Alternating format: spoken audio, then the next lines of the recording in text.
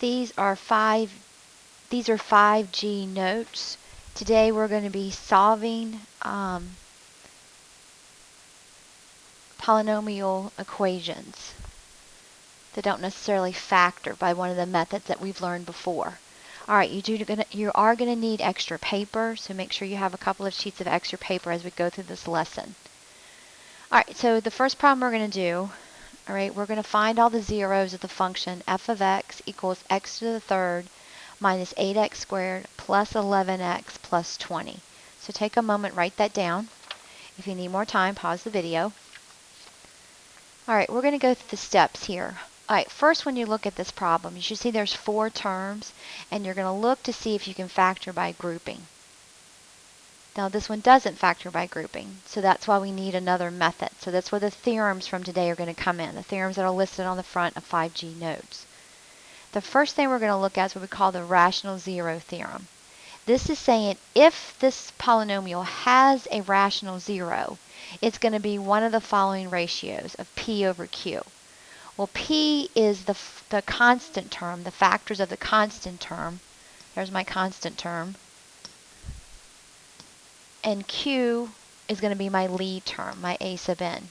So you might want to read that. So it's the factors of the constant over the lead. Alright, so that's saying this gives us a list of possible rational zeros. It doesn't have to be any one of this in this list. But if there's a rational zero, it's going to be one of these in this list. Alright, so let's look at our first problem. So our p is 20 and our q is 1. We want to write the factors of 20. What multiplies to give us 20?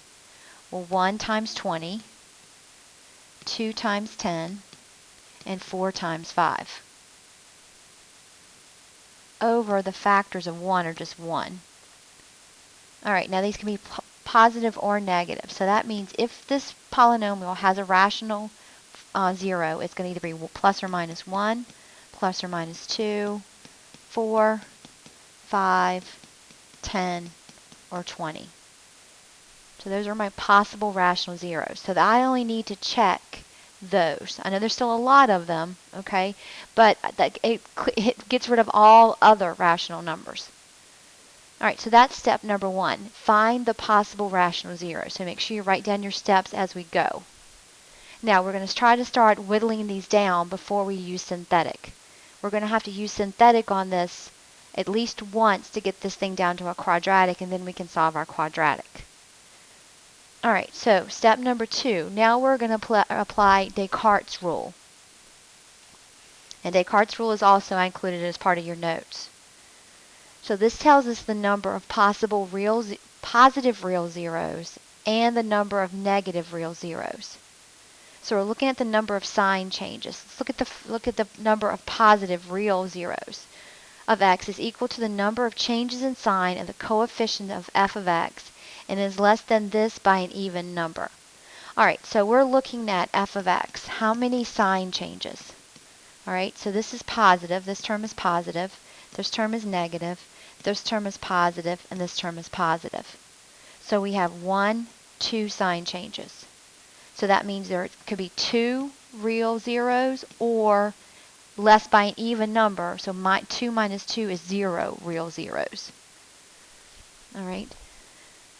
So that means we can't just have 1. If we have 1, we have 2. So we know we need to look for, if we find 1 positive real zero, we know we're going to look for another one. Alright, let's look at the negative. Let's look at the second part of this. The number of negative real zeros of f is equal to the number of changes in sign of the coefficient of f of negative x, and is less than this by an even number. Okay, so then we're going to plug in f of negative x into, and look at how many sign changes. Well, if I put negative x in everywhere there's an x,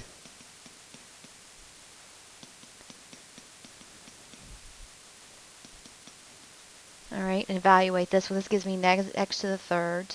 This is a positive x, so it still says negative x squared. This becomes a negative 11x plus 20. So how many sign changes do we have? So this is negative, negative, negative, positive. So that means we only have one sign change. That means there's one real negative root. Okay? Now, how are we going to use this? Well, since there's only one real negative root, that means I'm going to start checking my negative rational zeros first to see if any of those work. Okay, because I only have one of them, so that's why I'm going to start with a negative. My negatives, instead of I've got two, could I possibly have two positive real zeros. So it's all about getting those numbers down as small as possible. How many times you're going to have to do synthetic. Okay, so let's look at our problem again. All right, so in our step number 3, we're going to use synthetic to check. Remember, we want to get a remainder of 0. If it's a 0 of the function, we're going to get a remainder of 0 when we do synthetic. All right, make sure you write down this note. By using synthetic division, we need to get the polynomial down to a quadratic, and then we will solve the quadratic. So we need to find how many rational roots by using this method. It's always the degree minus 2. So since the degree of my problem is 3 minus 2, that means I need to find one rational root by using synthetic. Once I found my one rational root, I'm going to have a quadratic, and you should be able to solve any kind of quadratic, either by factoring or completing the square of the quadratic formula. All right, so we're going to start checking the negative rational roots. So that means I'm going to start checking. I'm going to start with -1, and if that doesn't work, I'm going to work my way down my line. Okay? All right, let's start with -1. And I usually always start with smallest to largest. Doesn't, like I said, this is all just guidelines. None of this is going to work 100% of the time. It's all a matter of going through and checking and finding out what will work. All right, we need to write down the coefficients. We don't have any missing, so we're going to 1, -8, 11, and 20. All right, bring down the 1, multiply, add, multiply, add, multiply. Well, look at there. That's 0, and we're happy. So that means that -1 is one of our roots. So I need to find the other 2. Got lucky on that one. The first one worked. If the first one hadn't have worked, you have to continue down your line until you find one that does work. All right, so now it's down to a quadratic because we took an x out, so now we're down to x squared minus 9x plus 20 equals to 0. We're going to need to, let's see if this factors. If it doesn't factor, then we might have to use the completing the square. All right, does anything multiply to give you 20 and add to give you -9? Well, -5 and -4. So this is going to factor to x minus 5, x minus 4 equals 0. Set each factor equal to 0, 0 product property. So x equals 5 and x equals 4. So my 3 solutions are -1, 4, and 5.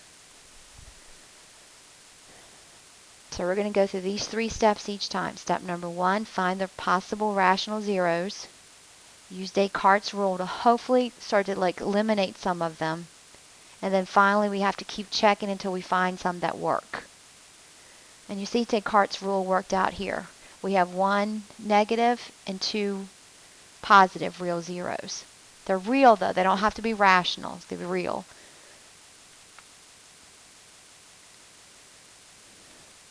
Okay, let's look at another example. All right, take a moment, write this problem down. Find all the zeros of f of x equals 2x to the 4th minus 3x to the 3rd plus 9x squared minus 12x plus 4. All right, let's decide how many times we're going to have to do synthetic.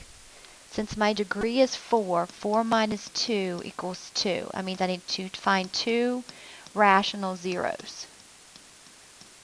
Okay, 2 rational zeros to make this one work. All right, let's list all the possible rational zeros that we can have. So I want p over q. P is 4 over 2. I want the factors of 4. So 1, 2, and 4. And the factors of 2 are 1 and 2. Now we got to make ratios. So plus or minus 1 over 1, which is 1. And then plus or minus 1 over 2, which is 1/2. Plus or minus 2 over 1, which is 2. 2 over 2 is 1, already have it. Plus or minus 4 over 4 over 1, which is 4, and then plus or minus 4 over 2, which is 2, and I already have. So here's my possible list. If this thing has a rational 0, it's going to be one of these lists. Be numbers in this list.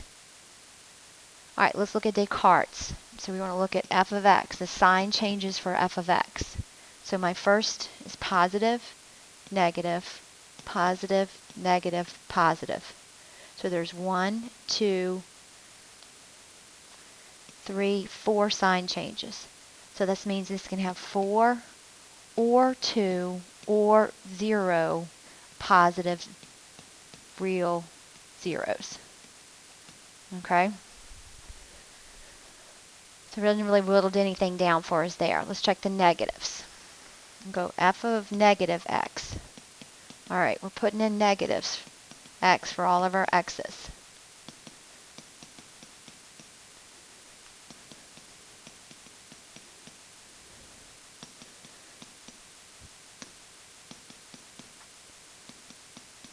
All right, sign changes. Well, this is going to become positive, so this is 2x to the 4th. This will be negative, but a negative times a negative is a positive. All right, that's going to become positive. Well, this is going to become positive. And that's going to become positive. So there are no sign changes, so that means there's 0 negative roots. So I have whittled it down. So I only know I'm only looking for positive ones. There's no negative ones to consider here. All right, so now we're going to have to start using synthetic. All right, we're going to look at this note here in green. Please write this down. Check to see if you can factor by grouping once you have 4 terms. So once we take out one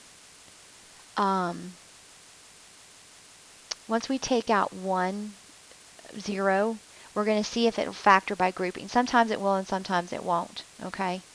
All right. So here's our function. All right, here's some tricks of the trade. So here's some little tricks with 1 and negative 1. So write these down. If the coefficient sum is 0, then 1 is a 0. If the sum of the even exponent coefficients are equal to the sum of the odd exponent coefficients, then x equals negative 1 is a 0. So this is a quick way. Instead of having to do synthetic, you can do synthetic with 1 and negative 1. But here's some ways, like I said, we can figure out a quick way to figure out if 1 and negative 1 are zeros of this. So let's check this. Just try this. We're going to look and see if x equals 1 is a 0. So we're going to add up our coefficients. So 2 minus 3 plus 9 minus 12 plus 4. We want to know, does that equal to 0? All right, so we're getting what? Negative 1 minus 3 plus 4, that's 0. So that means that's one root. So now we have 1. All right, so we can do synthetic with this, and then we're going to try the rest of them. All right, let me show you how x equals negative 1 works. I know I'm not going to have a negative real 0, but I want to show you, for future problems. So you want these are even. Okay, this is x to the 0. So those are my even coefficients. So I'm going to add the even coefficients, and I want to know if that's equal to the odd coefficients. When I mean even, it's an even exponent, an odd exponent. That's what makes it even and odd.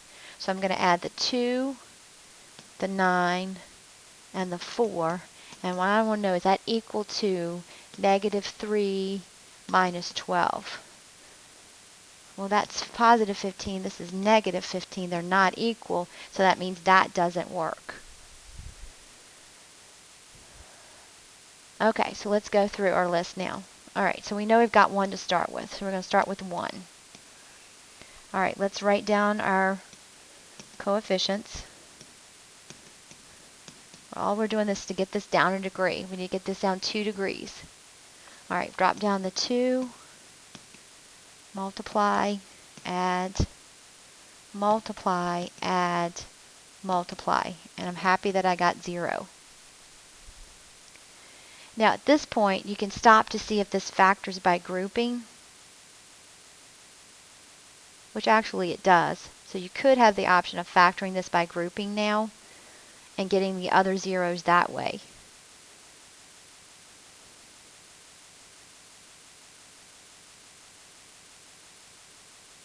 Okay, so that's one option you have. So let's do this problem two different ways so you can see both options. All right, so let's see if this factors by grouping. Remember, I took an x out, so now we're down to a third degree. All right, so group the first two, group the last two. Pull out an x squared. We're left with 2x minus 1. Pull out a 4. We're left with 2x minus 1. So this is going to be x squared plus 4 times 2x minus 1 equals to 0. Set each factor equal to 0, because x squared plus 4 won't factor again. Solve for x.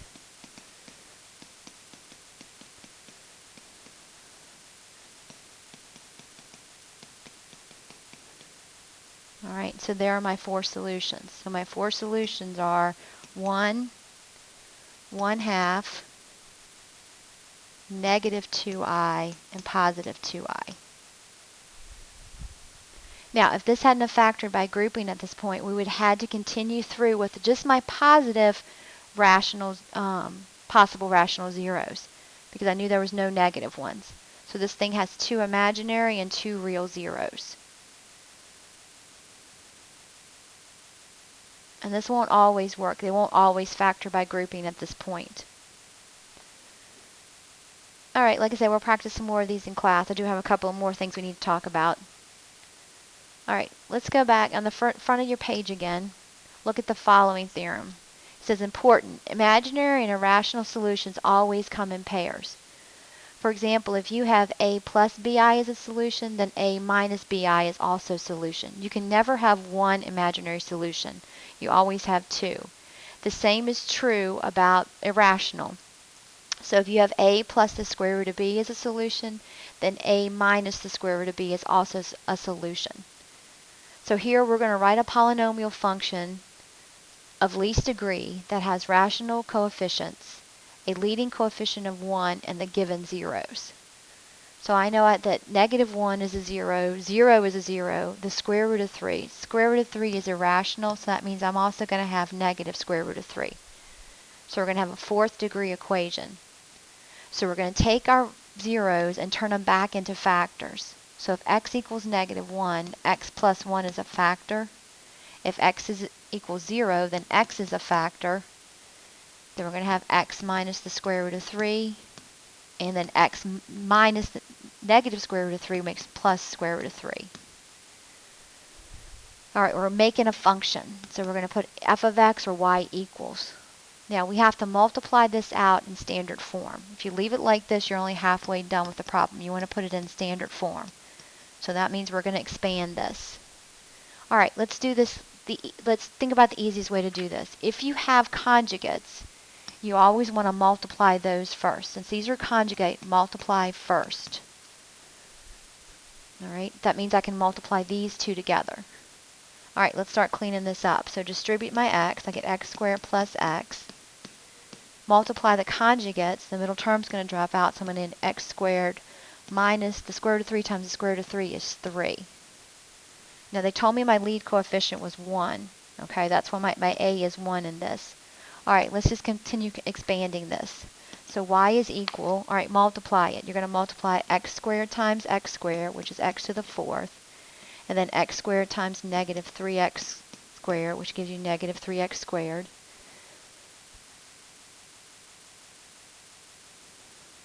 You're going to multiply x times x to the 3rd, and get positive x to the 3rd, and then x times negative 3x and get minus 3x. All right, we just need to write this in standard form. So let's get those in order. So x to the 4th plus x to the 3rd minus 3x squared minus 3x. So there's my final answer in standard form.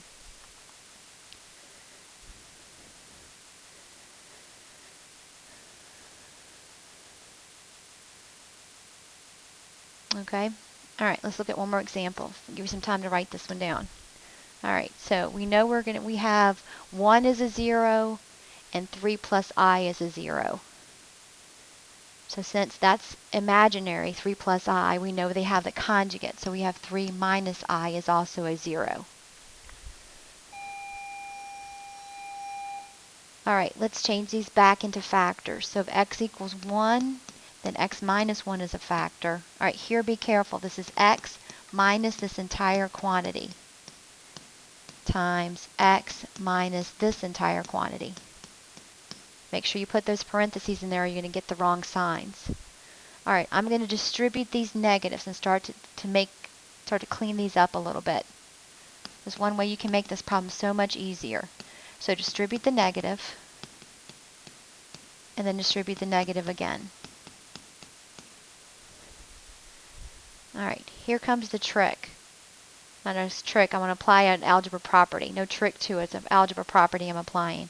I'm going to use the associative property and regroup this.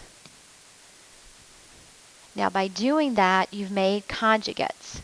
So regroup to make conjugates.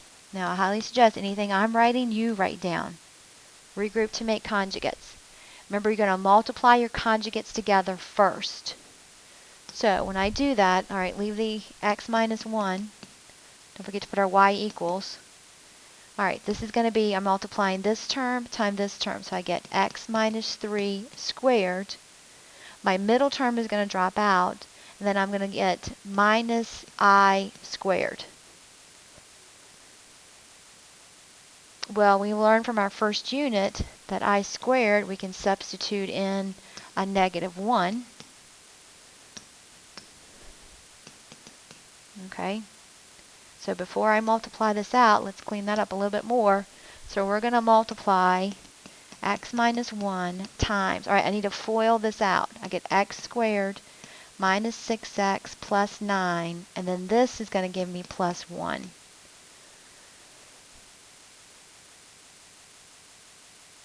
So I'm going to get x minus 1 times x squared minus 6x plus 10.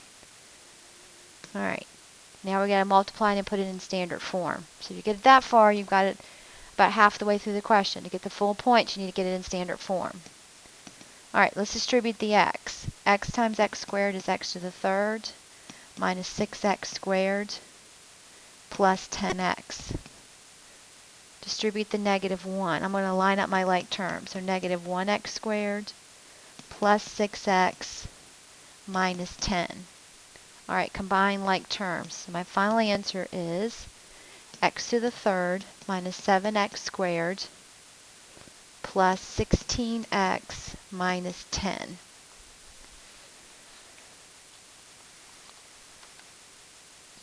And that's it. That's your final answer. All right, please, if you have any questions on the notes, please make a note of it now so you can ask in class, and we'll do some more examples in class before we get to work on your practice.